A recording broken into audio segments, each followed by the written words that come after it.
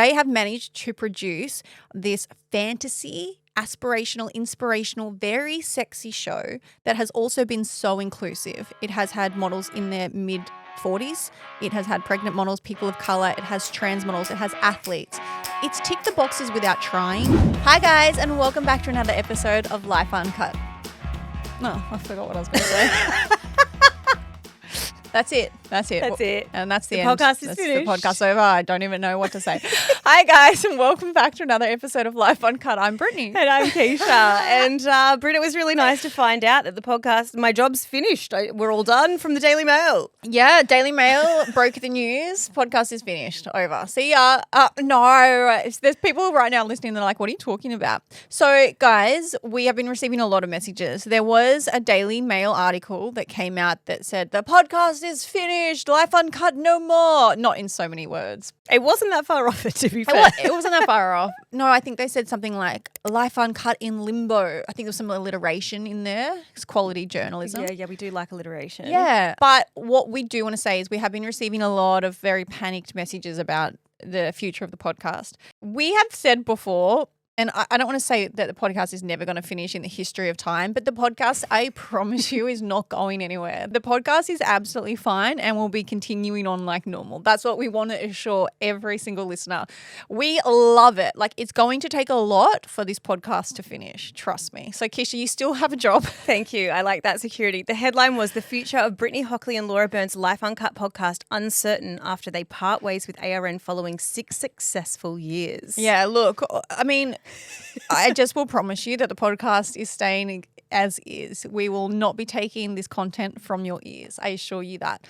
Anyway, with that out of the way, one of my good friends, I've got a few friends that's single and dating, and I love it for them and I hate it for them at the same time because I just want them to find their penguin. But since I've been off the market, like I used to bring this shit, right? And since I've been off the market, I feel bad that I heavily lean on my friends. But the stories that they are coming with are just so good that I cannot bring them to the podcast. And I want to preface this with, we got a message the other day. To be fair, it was only one, but we got a message that says, can you guys not shit on dating so much? Like, it's really hard and we want to, I want to be able to find my penguin and I want to have some hope. We want you to have hope too. I met Ben online dating. I met Jordan online dating. Keeshia, you met your partner online dating. My sister got married off Tinder. Like, online dating is also great, but it would be remiss of us not to highlight the actual turds as well. But also, it's kind of funny. It's so funny. I get it. I genuinely do. And I think when you're in it and you're actually living it, you're like, I don't also need to be hearing just the horror stories because, like, I want to hear the hope as well. Yeah. And I've always said that, a lot of people shit on online dating, but like you said, we wouldn't have met our partners. But I also think that it opens you up to a whole realm of people that obviously you wouldn't meet otherwise, which can be a really, really good thing because it can mean that you will find people with similar values to you. And I had this conversation on the weekend as well with a friend who's dating, and she was like, well, like, where do I go? What do I do? Where do I actually go and meet these people? And I was like, well, unless you're the type of person that, you got to fish where the fish are, right? And unless you're the type of person who wants to be going out drinking, I don't know if that's where I tried to find people and look at how it turned out. But even then, of course you're going to meet people when you go out drinking, but that might not be the kind of person you want to meet either. Yes. And so she was like, I drop my daughter to school. I go to work. She works in a pretty female-dominated industry, like not exclusively, but mostly it will be women. And she's like, I go and I pick her up from school and then I go home. Like, where am I supposed to meet people? And I was like, online. That's like the best option that you do have. It is. And like, we tell you the success stories. I want you guys to have so much hope and I do want you to enjoy online dating. I mean, you go through phases, right? You're crazy if you don't have your highs and lows in online dating. Remember the joke used to be here for me, one of many jokes, but it was how many times I downloaded and deleted online dating. Like, I'd be like, I'm back in the game, baby. And after 3 days, I was like, fucking deleted it. I was like, cannot face it. That's normal. It's normal to have your highs and lows. So I want people to have fun with it. You guys would be bored shitless if we came on here and kept saying, hey guys, another success story. Like, you don't want to hear that, but you want to hear what I'm about to tell you. So if I didn't see this off my friend's phone in person, I would have said bullshit. Like, if somebody wrote this into the podcast as like their, I don't know, just a story, a dating story, I would have said it was made up. But I've seen it with my own eyes. And it was just hard for me to fathom that this is where we're at. So my friend was on the dating app. She'd met this guy and he was 40, it's a stable job, seemed great. They were talking for 2 weeks online and seemed great, right? So they met up for a first date. First date went well. Not like huge sparks, but not terrible. Enough to be like, yeah, let's see each other again. So a week went past and they had a second date. And they weren't, like in between, it's only a week or so, you text once or twice, whatever. So they went on the second date, which was also fine. Again, not like, oh, butterflies, this is the one, but not terrible. Not fireworks, but you kind of go, well, maybe I should be going for the slow burn. There was just not a lot there, but seemed like a normal, nice enough guy. Anyway, she then had to go overseas for 2 weeks. So just bad timing for things when they're flowing. So she went overseas and on the first day that she had left, he had messaged and just said like, hey, how about a third date? Come to my house, I'll cook for you, whatever. And so she was like, I knew that obviously that's the sexy time date. And she said, I just knew at that moment that it wasn't for me. Like I wasn't excited by it. I didn't see a future with him. No part of me wanted to go, whatever. And so she just didn't write back. She just was like, do I owe him something? Like we've been on 2 dates. I just breathed in then because I'm like, you could have replied, but sure, continue. So she figured that out. So because she's a really good person, but she just got overseas and she thought about it for a day or two and then she got busy with her family and friends. 2 weeks went past and she'd realized, wow, it's been 2 weeks. I probably should have messaged him like 2 dates in. And so she felt bad. Like originally she thought 2 dates, I probably don't need to.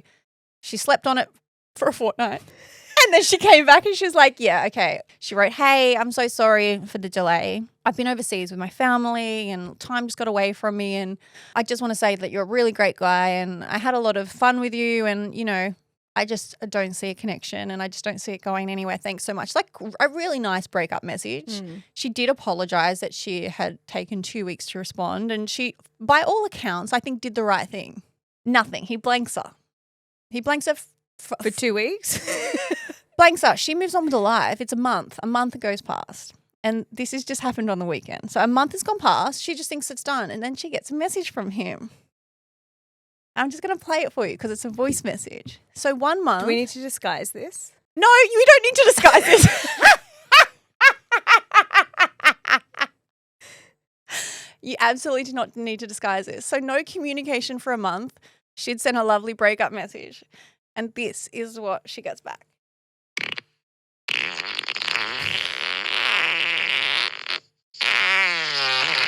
Fuck off. That's not real.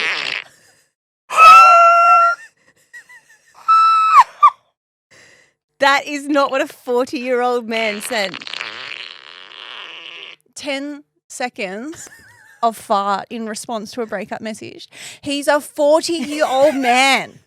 Imagine being that butthurt. I was thinking that we were going to have to disguise his voice because we can't really out people's voice on the podcast without them knowing about it.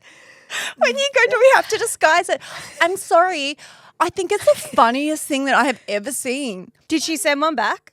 I said, please I said, please let one rip back. You need to fart back. And she's like, I can't bring myself to it. I was like, fuck him. She's like, what's he going to say? Show all his friends I farted? I was like, man, he's a child. That's incredible in the worst way. But imagine being that butthurt. You've been literally. Yeah, pun intended. Your butt is hurting. Well, it would be you need after, to relieve the fart. After that, imagine the hemorrhoids. Imagine just like... That is insane. That is madness. How do you, after 2 dates, you're still thinking about this after 4 weeks? I'm just going to formulate the best response. Let me think about it for a month. And that's what you come up with. I wonder if he had conversations with his friends and it was like a group decision, Totally. like a bit of a deliberation. And they were like, what's the funniest thing that you can send back? It is pretty funny. But the funniest It's thing pretty is, funny, but it's insane. the funniest thing, it's on WhatsApp. So he knows she's seen it. It says seen. Comes up with the blue ticks. Anyway, that's the response, and I just thought I was in hysterics. I could not breathe, and I said, "I'm so sorry, I'm laughing." I was like, "Because I know this is grim for you. That this is what the dating." And she thought it was funny as well, funny, but like, come on. I just think I'm speechless. I know it's hard to believe, and this is what I mean. If somebody wrote this into the podcast, there's no way. I was like, "There's no way a 40-year-old man is farting at you in response to a breakup message. That's just not happening." But it truly did happen. But I just think like all he's done is reiterate that she made the right decision. 100%. Like all you've done is be like, "Oh, cool, I'm going to double down." Do you think you'd feel that way if the response was immediate, or do you think it's weirder that there was a month in between? It's weirder. It's so strange. I almost get it. I hate that I'm going to say this. I almost get it if she sent the message and he went and just farted back. Like I would have been like, okay, psycho, but whatever. But the fact that he's sat on it for a month and he's formulated this brilliant thought-provoking response. I think it's because it goes from being immature to both immature and pathetic, because you're like, why are you still thinking about that after a month's time? I told Ben this morning, because it was just so funny to me. I told Ben and I played it to him and he laughed. He's like, "It can't be real." And I said, "No, it is. I've seen it on her. Like, this is a very close friend." And I was like, "I saw it on her phone. I saw the whole message chain." And Ben's like, "It's just weird that a guy would be thinking about this after a month, after 2 dates. You didn't even hook up. Like, you didn't even sleep together." It's kind of that thing when you're messaging back and forth with someone and it's like 1, 2, 1, 2, 1, 2. It's really quick. And then all of a sudden they take hours and hours to reply. And so in your head, you're like, well, I'm also going to take hours and hours to reply. And so in his head, he's like, she's taken 2 weeks to respond to me at all. I'm going to take a month. I need to be longer so that it looks less desperate. But that is about the most desperate thing you could ever send in return. The thought of like, I'll show her. The fact that there are like 40-year-old people, they have jobs. You could be friends with someone who thinks that it's a good idea to, like, imagine finding out that your friend who's 40 did that. Thinks it's a good idea to send a fart voice. I know. I feel like the only good thing about this is that she'll be able to use it as like a dating horror story. Well, she could add that. Like, she could add that to her profile, though. You know, like, I'll know you're the one when you don't take a month to send me a voice note of a fart, because that actually happened. It's one of the funniest dating stories I've heard in a really long time. So please, like, we're always going to say online dating is amazing, but if you have these stories, you need to send them to us, because we are never going to stop talking about them. Well, something else that I absolutely love that people sent through was last week, Britt and I told Laura the story about the very dramatic and very sad 36 hours that I spent with Delilah when I thought that she had a tumour growing from within her gum that turned out to actually be a dreadlock that had lodged itself onto her gum, somehow calcified and become firm. You need to see the photos though, because people laugh and they're like, "How did you mistake a dreadlock for a mass?" Yes. But you really did. It almost like emulsified and melted into her gum. I actually had a vet message me as well and be like, "I can see where the confusion was." However, most people were like, "I can see where the confusion was if you're just looking at a photo." I don't know how the vet didn't actually investigate. More on that later. We'll get to that a later time. We're not going back to that vet. Yes. So we actually asked you guys, what silly thing did you end up at the vets for? Some of these had me in hysterics. He ate a dead bat. I had to take it to a facility so they could test its brain for viruses. What's the end? Was there a virus? Yeah, it's COVID 2.0. I thought my dog was going blind. $700 to tell me he had dust in his eye. We're not laughing at the illnesses here, but they're fun. No, of course not. Of course, or the dead bat, as it turns out. So I thought my puppy ate a sock. $500 later, I found the sock tucked under the rug. Okay, this one, Delilah has been guilty of this. You guys will know because I've told you about it. My border collie had a really bad limp. Turns out he fakes it to get attention. $800 later. Dude, remember when Delilah did that recently? I took it to the vet. I also sent it to Dr. Chris Brown. I'm sorry, Dr. Chris. I sent 12 minutes of video footage of her. She wouldn't go up and down the stairs. She couldn't get into bed. She wouldn't get in the lounge. Took her to the vet. She ran on in there, got a treat, ran out. I was like, what? They were like, sometimes they do this for attention. I was like, this dog has more attention than Kim Kardashian. Yeah, than anything you've ever known. We had our 8-year-old dog dissect because he had a lump on his balls. It turns out it was just a mozzie bite. My dog strained her tail from wagging it too much. This one was a bit sad. I thought my dog was having a seizure. I rushed him to the vet. Turned out he'd been asleep too long and his legs just had pins and needles. Maybe that's what Delilah had. Maybe it wasn't attention. She'd just been sleeping too long. Oh, this is funny. This is something that I think Buster would do, Laura's Buster. His red rocket got stuck outside of his penis. I'm pretty sure, I don't want a defamation case from Buster, but I'm pretty sure Buster's penis has gotten stuck before. Ness thinks Ness lived with Laura a long time. You reckon his penis got stuck? Yeah, and it was an expensive vet trip. He was a horny boy. How do you get that? Dude, I don't know how you get that back in. You have not seen a dog's penis more than Buster's penis. It's always out. I feel like Laura's not here to defend him, and I don't want Buster to be embarrassed. You know, the funniest thing is because he's only got 3 legs in photos. Really the leg can't even block it. It's just on display. It's just like, it's just there. This one was my dog ate an entire box of essential oils. Oh, no, that would make it so sick. Do you reckon they were calm? Do you reckon it calmed them, or do you reckon that their fart smelled like peppermint? They're probably poison. Instead of what am I doing? Saging. The dog just walks around farting and it's fine. What are those diffusers? It's just coming out of the dog instead. Okay, last one, and I am guilty of this as well. I'm a vet nurse, and a lot of people bring their dogs in for ticks, but they're actually nipples. This one came in a lot. I found out that apparently male dogs also have like nipples. I didn't know that. I thought that the female ones... men have nipples. Why wouldn't them? What? That is the dumbest thing you've ever said. But I've always just thought that female dogs are the ones with nipples. Do not scoot through this. How did you not know that a male dog has nipples? Do female dogs have more, or do they have the same amount? Don't try and ask smart questions to flex from what you just said. Flex from sounding like a dickhead. But something else that I've come to the realization of. So at the time of the year that it is, are you walking around and a lot of houses have their Halloween decorations up? You know what? A few. My area is I'm in Bondi, and there are some areas that like smash it. My street like has, I think, 2 houses currently. Oh, really? Okay, so I've moved to the inner west, which is more like family zone, and there are heaps of houses decorated with Halloween stuff, and I absolutely love it. You guys mocked me last year because I came with my ghost spooky buns. I'm thinking I'm going to do a bit of a version of that next week, an elevated version of ghost spooky buns. If you need an easy hairstyle for your child, I will send you the link to how to do it. I think the podcast is going to commit. I think we're going to... Okay, we're going to do a Halloween episode. I think so. So I've come up with a bit of a different idea. Obviously, I'm a new mum, but to a dog. And my dog can do lots of very good tricks.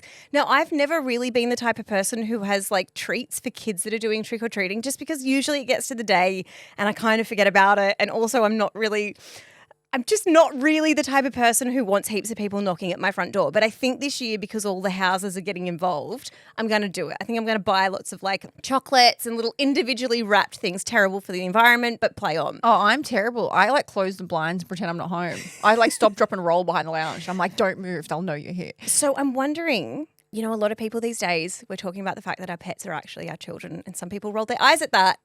But I'm realizing that there's a gap in the market. And it's for dog trick and treating. Hear me out. Dogs get dressed up. Dogs go to the houses that are decorated. Dogs do a trick for a treat. Okay, I think that's a good idea. But do you think it's brilliant? Yeah, very dog exclusionary. Halloweening. It's exclusionary of the human children. You can bring a cat. No, I mean the human children. Like, you can bring whatever pet you have, okay? You can bring a goldfish for all I care. I think that we've been excluding the pets for far too long, and I think the pets are actually the ones who do the tricks and therefore deserve the treats. A lot of pets dress up. I just don't think they've been made to do tricks. But here is where it bothers me, Halloween. I can guarantee you kids are not doing tricks for treats. It's like Christmas. Kids just associate it with presents. Like, there's no meaning behind anything anymore, and people forget that you used to have to do, like, kids were supposed to. No, you know that it's the opposite. It's the threat of a trick. It's trick or treat. It's if you don't give me a treat, I will come and play a trick on you. Oh, I thought you had to do a trick. Do a backflip. Fucking tap dance for me. Tap dance. Move those feet. Maybe earn your violet crumble. But okay. This is where we're going. You've got your idea of making dogs do tricks. Fuck it, kids. Tap dance for me, or you're not getting your chocolate. If you need to be doing a trick to earn your treat for sure.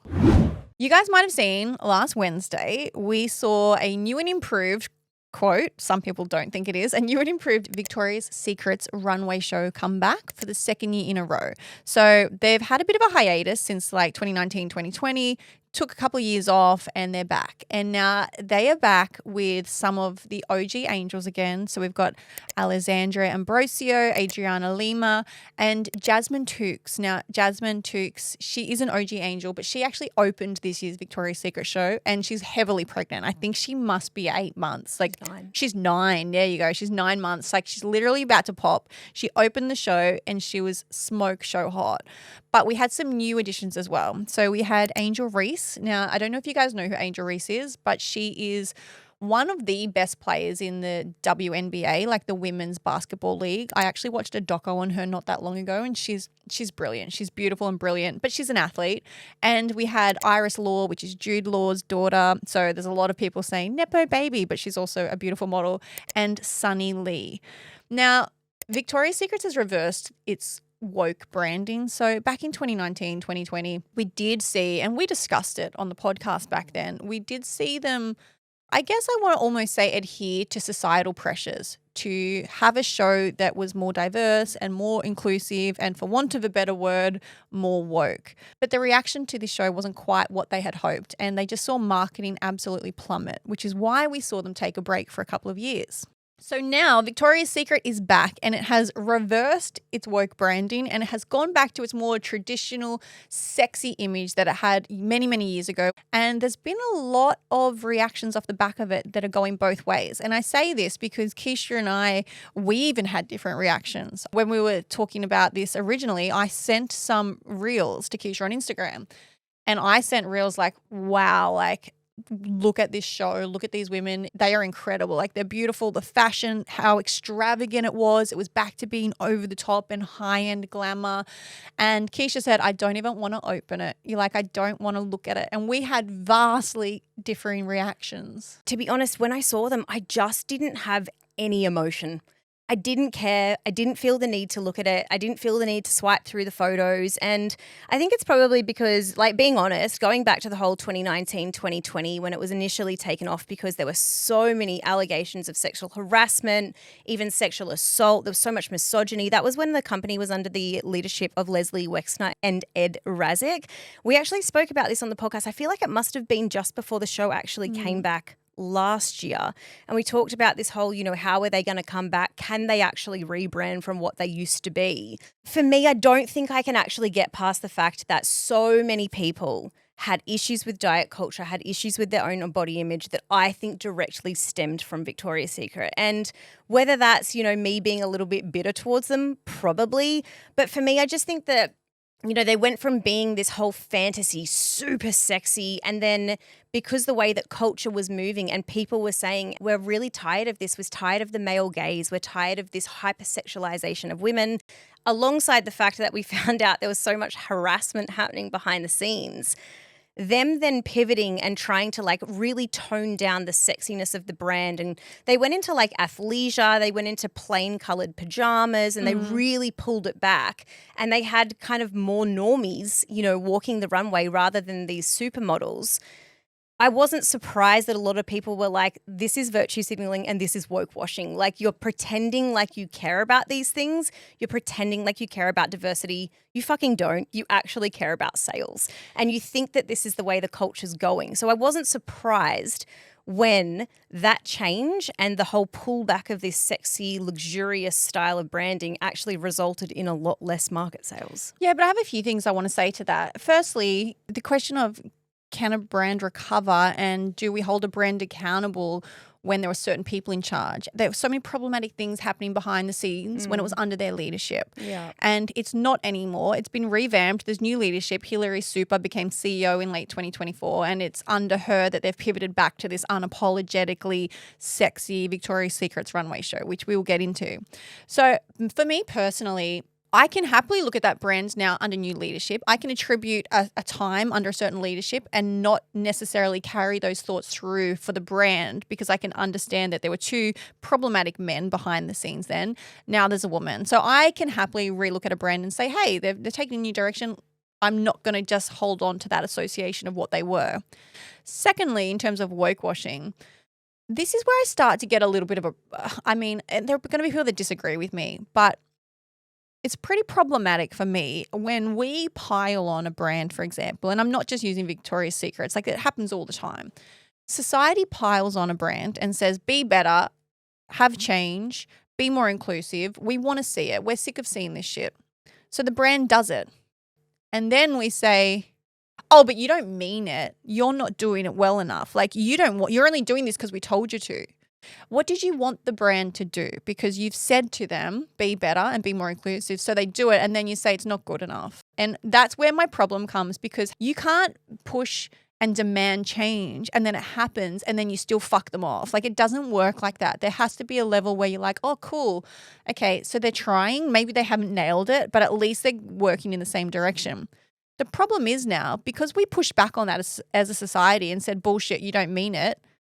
You avoided that brand, their marketing plummeted, their sales plummeted. So they're now like, fuck you, we'll go back to the way we used to be. We tried, it didn't work. We're going to go back to this unapologetically sexy, pulling away from wokeism, but still being inclusive marketing. And I think, I mean, it's early days because the show's only just happened. I think they're going to see sales skyrocket. I think that, I probably have to hold my hand up and say that I would be someone who's guilty of doing what you just said. Like for me, I was like, this feels so inauthentic though. Like stop pretending to be something. Stop pretending to have the morals of something that you don't have just because you think it's going to convert into sales. But isn't it better that they pretend, Keish? No. Because at least, but then they make, how does change happen if change doesn't happen? So you want the change. You can't then say, don't pretend. Isn't it better that as a society, everyone, whether they believe it or not, at least it's happening. And from the outset, we're seeing these campaigns in windows. We're seeing them on TV.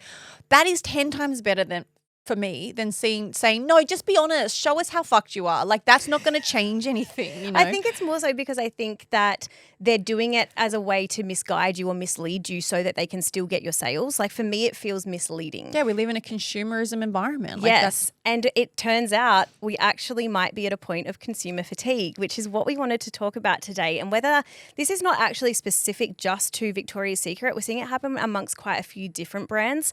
But are we at the point now where we are so exhausted from this purity culture and brands sharing their social justice messages or, having values that we may or may not align with and us needing to figure out which side of politics they sit on? Are we so exhausted from that it's actually quite refreshing to turn back to this more nostalgic sex sells type of advertising? Or are we kind of pushing the feminism needle back in the opposite direction? Now, like you said, Britt, this show, it wasn't like they completely went back to just being the skinny, white, haven't eaten in 3 weeks, potentially has had plastic surgery supermodels. They did still tick quite a lot of the diversity boxes. Like you said, they had a 9-month pregnant Jasmine Tookes open the show. They also had their first professional athletes get their wings. So there was, like you said, Angel Reese, but there was also Suni Lee. Now she is a gymnast. They had a trans model in Alex Kansani, and there were models of all different sizes, all different skin tones. I think that they still did a good job of representing different categories of people, and I'm not going to criticize them for that. They also had multiple angels.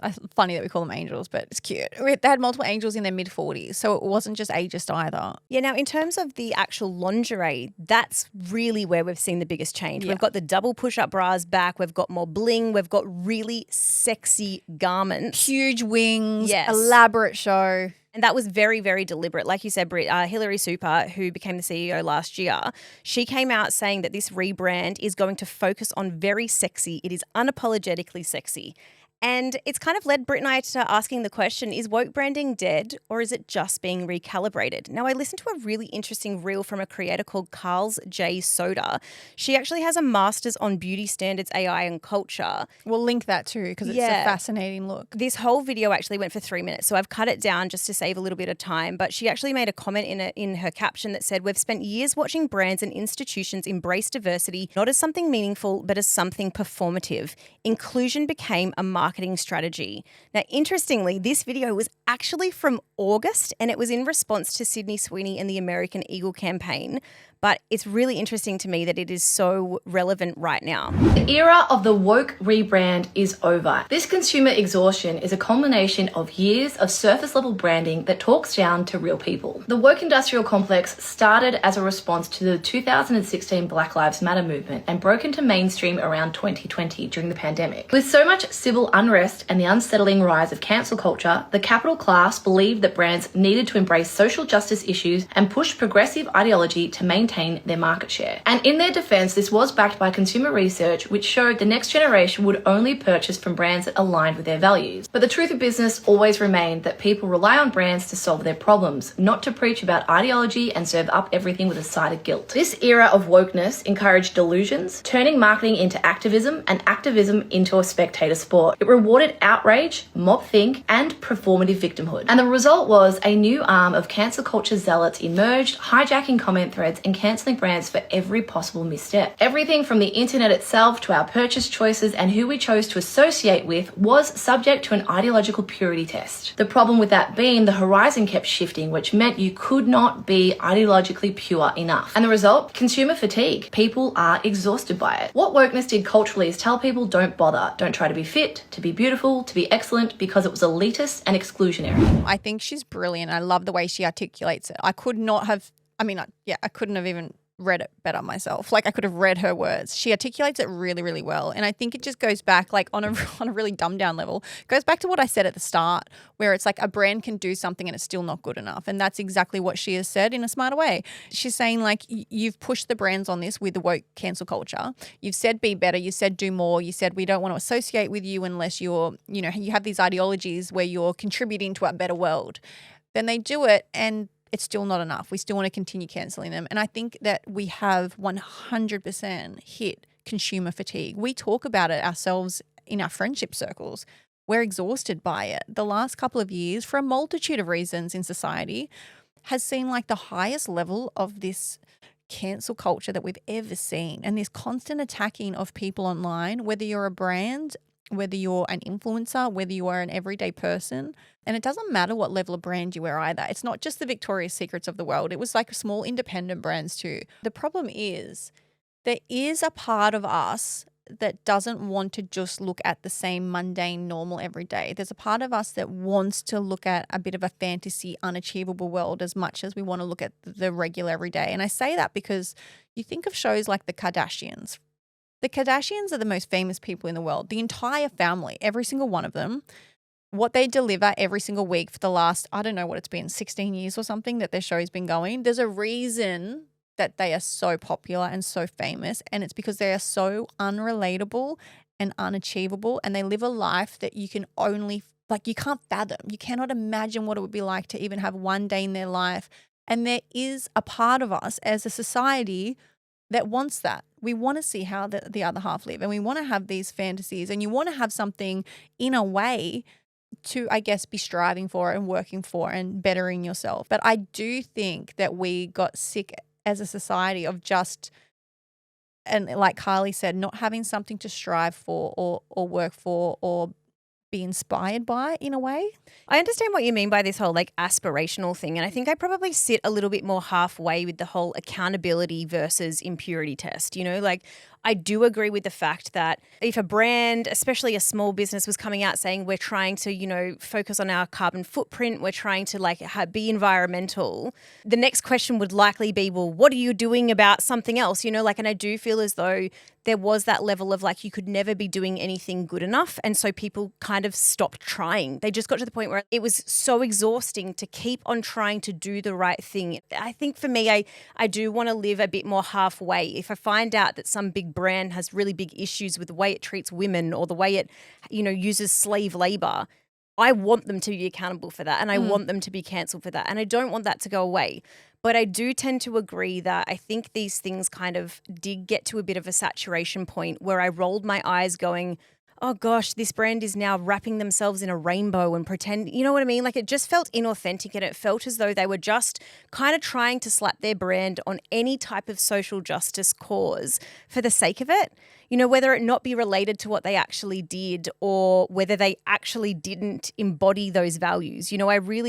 I became exhausted by it the most when I found out that the values of the company didn't align with what their marketing was saying that they were. And that probably goes all the way back to Victoria's Secret. But I wanted to bring two examples to you. One of a brand this year that is being described as go woke, go broke. So Jaguar, a couple of months ago, came out with this ad that felt quite disjointed from any of their previous marketing. So it focused on social justice issues that had to do with gender identity and electric cars. And like the ad felt very strange in comparison to what Jaguar had brought out before. And it caused uproar in their traditional customers. I want you to think about the type of person who was more than likely to purchase a luxury car being a Jaguar.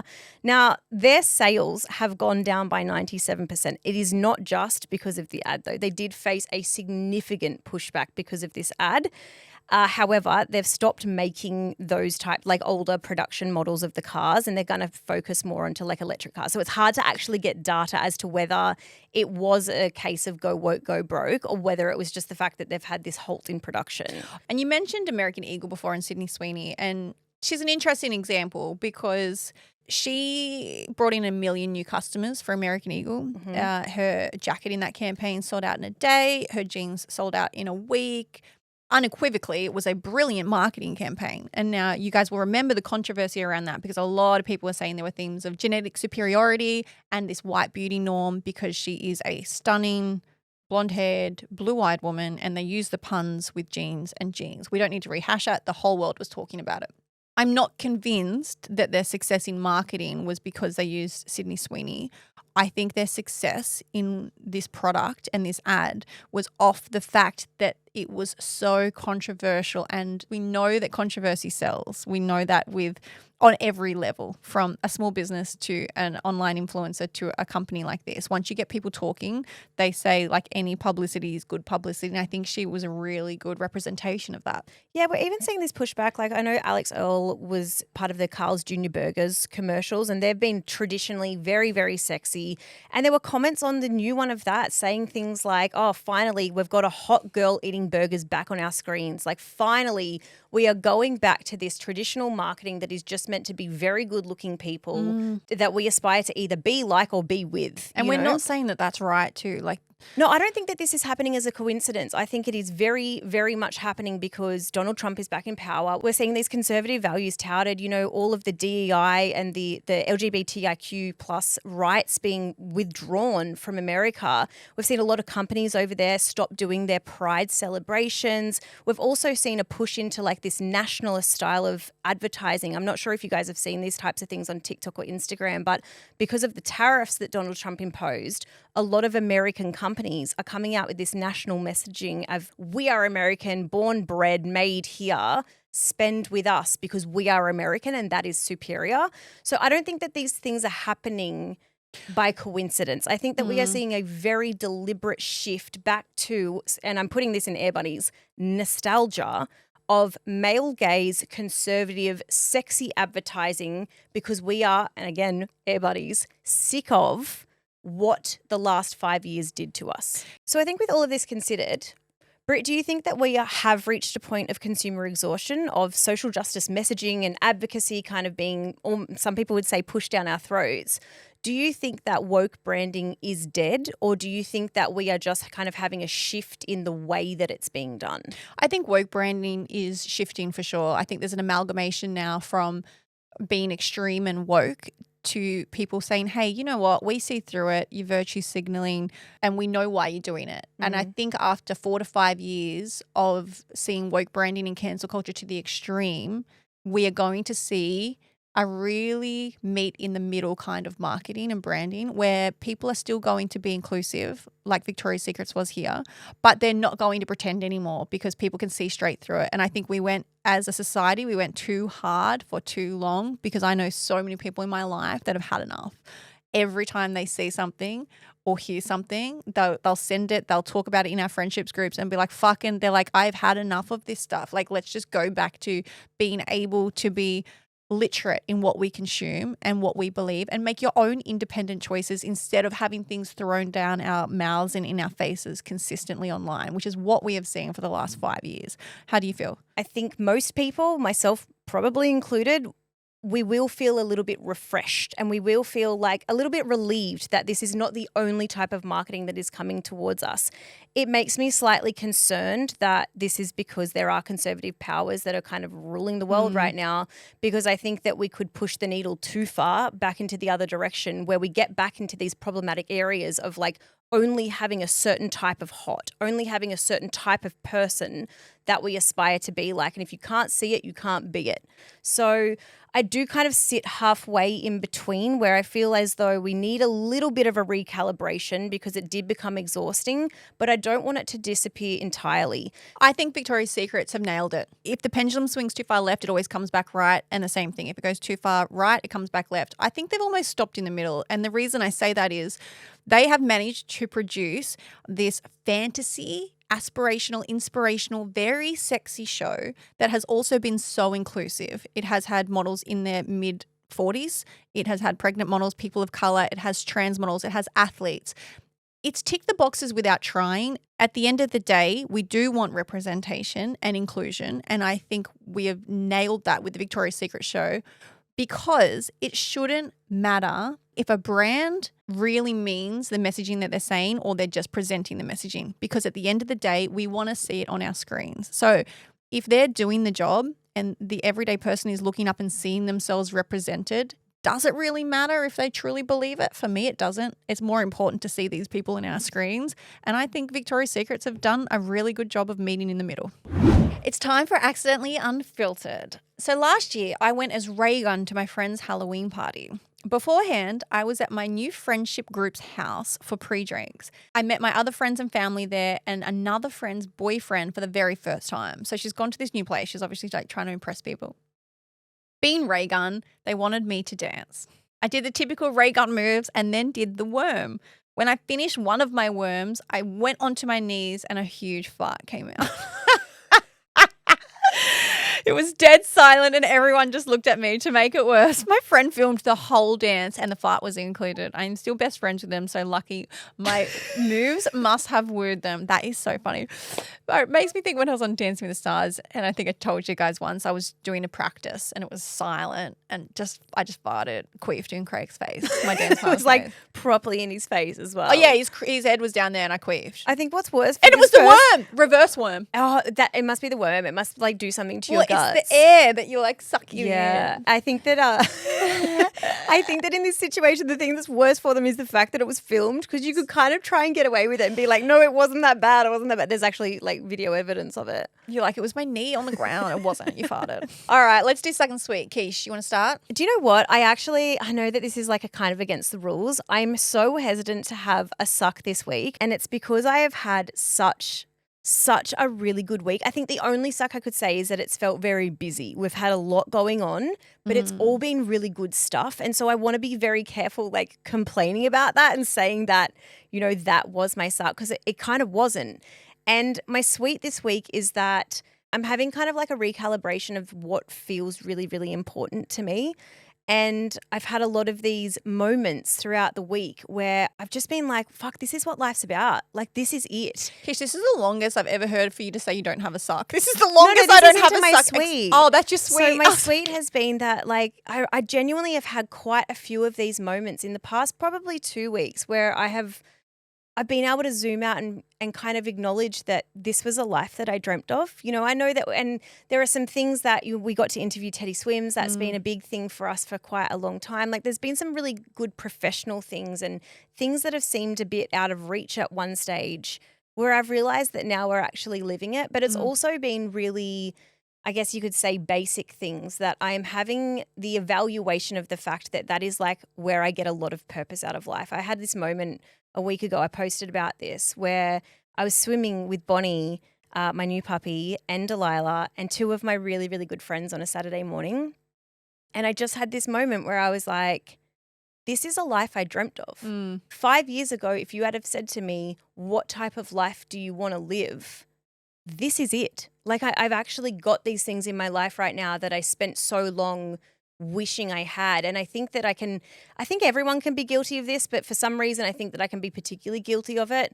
I really don't stop and smell the roses. I don't stop and acknowledge that, you know, these things that I have right now are what I always wanted. And so I'm trying to be a lot more present in that and trying to acknowledge it. And interestingly, they're not coming from the things that I thought they would. They're not coming from the massive career goals or getting to do something luxurious or really, really cool.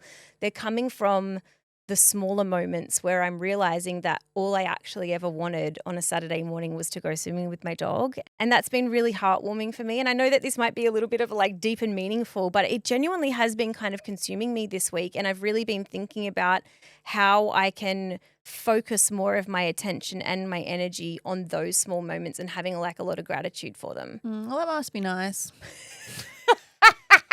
You can come swimming with us. No, I was going to say, like, Keisha and I had this conversation in real life yesterday as well, because I said to her, like, I had the same week where I thought, in my personal life, am I where I want to be? No. Of course, I'm so happy. I married the love of my life. But it's the life I envisioned for myself wasn't seeing my husband every 3 months and living day to day on my own. That wasn't it. But I had the same thing yesterday where I said, fuck, I am living a dream life for what I always wanted for my career. And my suck this week, it's a good suck. I just had the most awkward moment with when we interviewed Teddy Swims, right? So he was also a sweet, but when we interviewed Teddy and we walked out to the lobby to meet them and he came with his entourage. So it was Teddy and he had all his PR team, marketing team and a videographer and his best friend that he travels with, and there was like an entourage. And at the forefront was his security guard, who was this very big, scary, intimidating man. Like, He was hot. he was very good looking. He was hot. And he was actually also at his backstage after party the other night, which lucky enough to go to. Like, sorry, I have to drop that. I was such a groupie. I was like, fuck yes, I'm going backstage. Anyway, I was like, do you know what? I'm going to walk straight up to the security guard and introduce myself first, you know, to put him at ease, and like didn't even go to Teddy first because the security guard was first, right? So I wasn't going to like push past him to get to Teddy. I was like, I'm going to break the ice. Anyway, I went straight up to him with like this big smile on my face and put my hand out and I was like, hi. I was like, I'm Brittany. Nice to meet you. Put my hand out. I have never been looked at the way that this security guard looked at me. His hands did not move his side. Don't fucking touch me. He looked at me like I was pulling a gun on him, like with my hand out as if like, you know how you're not supposed to touch service dogs? You know how like the rule is like drug dogs at the airport, service dogs, you're not supposed to touch them or distract them. That is You're also not supposed to touch security. Yeah. So my hand was out and it was the longest. It felt like 2 minutes. And then we were just staring at each other and I was committed. I was like, I don't want to make this any more awkward, but I just held my hand out and we made eye contact and it was like, who's going to blink first? And he looked me up and down, like so angry. His face was so angry. He looked me up and down for a couple of seconds and obviously deemed me not a threat, put his hand out really quickly and gave it a shake. Did he give you a shake? He Because did. I hugged most people Oh, I in thought the you were going to entourage. say you hugged the security. No, I got to the security guard last. So I had kind of hugged everyone. And to be honest, it didn't tell clock me that you he was a hugged security him. guard. I went Keeshia. out. Sorry, I'd had 5 hugs before that. The first one was our friend Thomas, who works for Warner Music. Yeah, but and you I was didn't know like, he was "Hello." security. Teddy, I went to shake Teddy's hand and Teddy kind of indicated he was a hugger, which I loved because I'm also a hugger. Yeah, but this guy looks like The Rock. Well, how were you confused? It was all happening in the moment. The pressure was high and I also- kind of turned to him to be like, hello. And the way this man looked at me, I was like, you're not a hugger, you're dead. And then, then I just turned around and walked. Maybe that can be my song. when we got to the after party and I was leaving, I saw him in the corner and I waved at him and smiled again. He just gave me nothing. And I was like, oh, okay, my He damage hates is done. us. My suite was also work related this week. So I got to interview Teddy, which you guys know is a huge thing for me because he was like my wedding song, et cetera, huge fan. But this week I got to interview 5 absolute Hollywood heavyweights. Arguably the most famous person in the world, Yeah. if not one of.